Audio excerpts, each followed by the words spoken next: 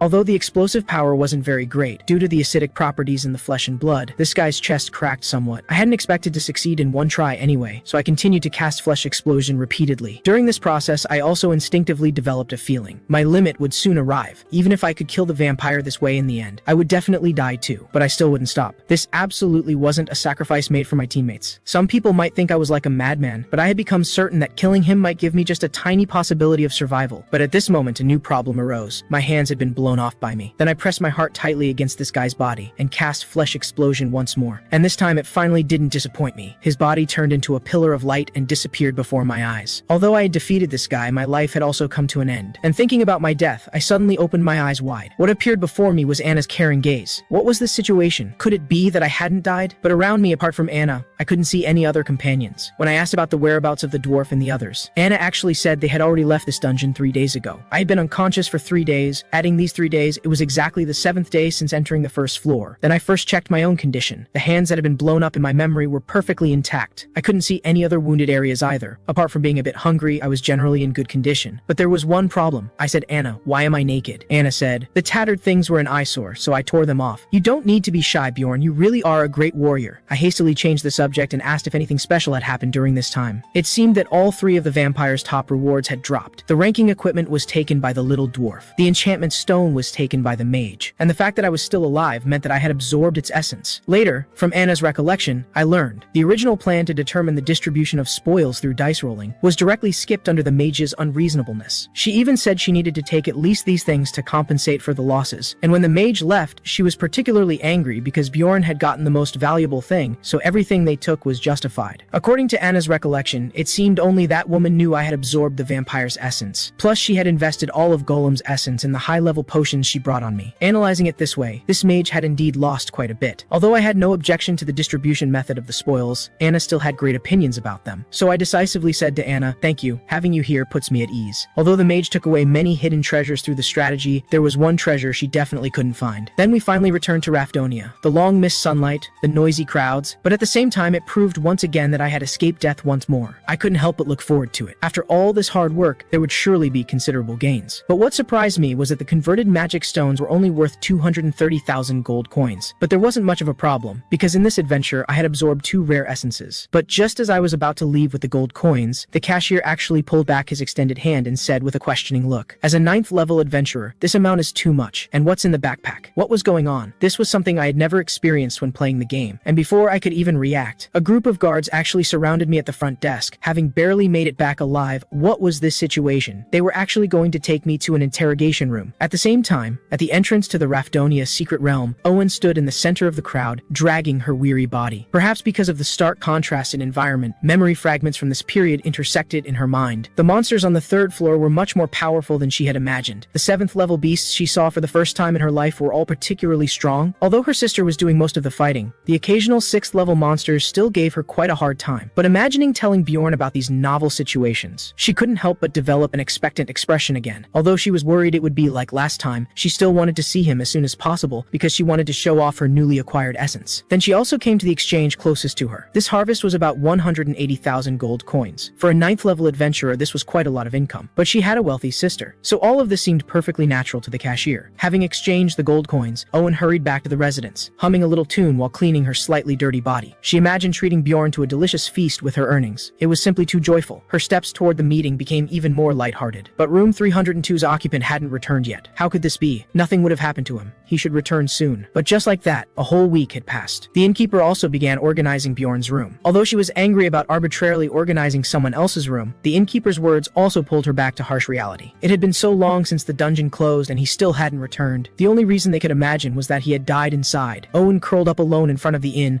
unable to believe the reality before her. Although adventurers dying in dungeon was a normal thing, she simply couldn't imagine what Bjorn's death would look like. Having gone through countless internal struggles, Owen developed a determination she had never had before. She would become strong enough to protect the people she cherished. On the other side, this was the 7th day I had been imprisoned as a robber, and I was now located in the underground interrogation room. During this period, the one interrogating me was the man across from me. The first question of the interrogation: where did the crossbow come from? Have even barbarians evolved to use bows and arrows now? These were all items from the robbers who tried to kill me, but the other party wouldn't listen to my explanation at all. They had arrested me merely on suspicion of looting. Normally, no matter what items adventurers obtained in secret realms, if there was no evidence, they usually didn't interfere. But later I learned that internal regulations had been changed a few days ago. To reduce robber behavior, they started with thorough investigations of easy-to-bully 9th level adventurers, specifically targeting guys with large amounts of magic stones and no special background for interrogation. Did having no background mean I deserved this treatment? Then I described in detail the incident of being attacked by 4 robbers. But I didn't mention a word about the short-haired robber situation, because barbarians who broke oaths might be suspected of being evil spirits. The interrogator said, "You were stabbed and still survived. Where is that scar?" But the problem was my scars had healed. Could it be because of the vampire essence's natural regeneration ability? Finally, to avoid more suspicion, I still mentioned things related to the Rift dungeon. But what replied to me was endless mockery. A vampire boss on the 1st floor of a dungeon? Truly a barbarian. Even lying doesn't use the brain. I also got angry and said, "Then call a mage to verify the truth through memory magic." But the problem was, in their regulations, only 7th level and above adventurers had the right to request a mage. I even mentioned I was willing to pay the high fees, but his answer threw me into even greater anger. "It's money that can be recovered after death anyway. Is there any need to waste it on meaningless things?" This was the content of the first day's interrogation, and the situation after that gradually reached the worst point. Faced with my repeated protests, the investigator helplessly brought in a low-level mage, but it had no effect on me. From the guild standpoint, ending my case would require a high-level mage's help. But how could they possibly request a high-level mage for a 9th level adventurer? In his mind, quickly beating me into confessing was a more efficient method. But I would never give false testimony out of fear, so I also mentioned the names of the dwarf and mage Lena. But he consistently pretended not to hear. During this process, this morning brought the 7th interrogation. He finally discovered decisive evidence. At this moment, he held in his hand a communication stone from the alliance of that person who had tried to sexually assault Owen. He said, "This isn't your first time engaging in looting behavior, because we checked through the communication's unique number and found this belonged to a dead adventurer, and that alliance leader also gave false testimony." Having obtained evidence, they also made a decision. In 3 hours, Bjorn would be executed. Now it had exceeded the stage where things could be resolved through dialogue, but blind jailbreaking would only confirm that I was a robber. Therefore, there was only one way to survive. No matter what, I had to prove my innocence. The key was to create a situation where the Adventurers Guild couldn't silence me. Flesh Explosion, one of the few attack skills that used the character's life force course, as a cost. I didn't know if it was because of the vampire essence, but now using this skill didn't cause much pain, and my hands also began healing rapidly. The guard was terrified. Before he could make a fuss, I knocked him out instantly with one kick. I first had to get out of this basement. I quickly searched and pulled out the keys. At this time, the other prisoners watching from the iron cells began going crazy. Among these guys, there should also be real criminals, but a poor, wronged barbarian wouldn't care about those details. Come on, beasts of the dungeon, you are free. Soon after, the Adventurers Guild Hall was packed with administrative staff and adventurers at the counters. At this time, a door was suddenly smashed open. Prisoners shouted and surged madly into the hall. Compensation will be paid by the guild. Adventurers, please lend us your strength. Naked but fearless prisoners charging forward, adventurers drawing weapons to fight. The originally peaceful office hall had an inappropriate bloody incident. Anyway, those escaped prisoners would be recaptured before long, because unlike adventurers, the escaped prisoners didn't even have proper weapons. And as the mastermind of all this, I was rushing non-stop toward my destination, because my goal wasn't just jailbreaking. The guard said, "The minister is upstairs. We absolutely cannot let the escaped prisoner through." And that minister was my target. Flesh explosion. Whether adventurers or escaped prisoners, dozens of people who got my blood on them all cried out in agony simultaneously. To increase the plan's success rate, I could only sacrifice these people. Sacrifice Mark, the vampire essence's second skill, using people within a 100-meter radius who were stained with blood as sacrifices to temporarily enhance the character's physical abilities. When the energy from these sacrifices flowed into my body, I finally understood why the contestants in competitions liked taking stimulants so much. At this moment, my body was full of power. The originally arrogant soldiers now couldn't withstand even one punch from me. The stimulant effect was really good. This adventurer branch, I heard, only imprisoned low-level adventurers. Therefore, they never imagined someone like me would appear. Breaking through layer after layer of barriers, the office of the Adventurers Association minister finally appeared before me. Worthy of being this branch's leader, he had already laid an ambush to one side, preparing to give me a fatal blow. However, the minister thought he had succeeded, but didn't know my blood was acidic. At this time, a woman's scream caught my attention. It turned out there was another person besides the minister. Seeing my gaze fall on this woman, the minister, enduring the pain, said urgently, "Don't touch that lady. She's the regional director's daughter." And not having grasped the situation properly, he also threatened that if I harmed her, I definitely wouldn't have a good end. But he was really noisy. Better let him lie quietly for a while. Although I hadn't planned to do this originally, if the regional director's daughter was also here, that was another matter. She said, "You maniac, doing such things yet remaining so calm. Did you already know I would come here today?" Casually covering this self-important woman's mouth, I said, "Stop your chatter." I threatened the guards who came rushing over. "If you don't want this woman to die, bring the investigator responsible for me, the Crystal Alliance leader on the first floor, and the Magic Tower mage over here." The chessboard had been laid deep enough, so now it was my turn to slowly turn the tables. "My name is Bjorn. I am a 9th level adventurer who was framed by the Adventurers Guild and whom they tried to kill. I swear to God that I am innocent. Although the Adventurers Guild wants to frame me, I am absolutely innocent. Only by making things this messy could there be a glimmer of hope for victory." At the same time, inside the Magic Tower Association, an old man was saying to Mage Lena, "A madman has appeared at the Adventurers Association. Please have the Magic Tower go provide support." Indeed, a madman. He released the robbers trapped in the branch dungeon and took the regional director's daughter as a hostage. Lena had never heard of such a madman, so she became interested. She happily agreed to the old man's assignment. But when she arrived at the scene and saw the man before her, her body shook with fright. That madman was actually Bjorn. She couldn't help but start cursing at me. But for me, Lena's arrival actually made things go more smoothly. I said, "Quickly use memory confirmation magic on me. As long as you read the memories from my brain, everything will become clear." But this cunning girl was still bargaining with me at this crucial moment. She wanted me to agree to one request from her in the future before she would cast the spell. Although I didn't know what it was, as long as it was within the realm of possibility, I could agree. But even a 6th-level mage's power couldn't break through my mental barrier. Could it be because I was an evil spirit? I immediately changed the subject and had her start using recording magic from this moment. Just then, the guy who had been interrogating me all along arrived at the scene. They indeed had some ability. They had actually captured all the first-floor escapees so quickly. But seeing me on the balcony, he pointed at me and shouted in panic, "This barbarian is the ringleader." But everyone already knew these things. Things had reached this point, so the helpless minister could only hold his forehead and say, "I heard he was wrongly accused. You are the person in charge of this case. What is your basis for determining he is a robber?" An unexpected reversal. As the investigator, he immediately judged that the current situation was unfavorable to him, so he began making excuses. First, this 9th-level adventurer possessed magic stones completely incompatible with his level. So, feeling suspicious, I checked the other party's backpack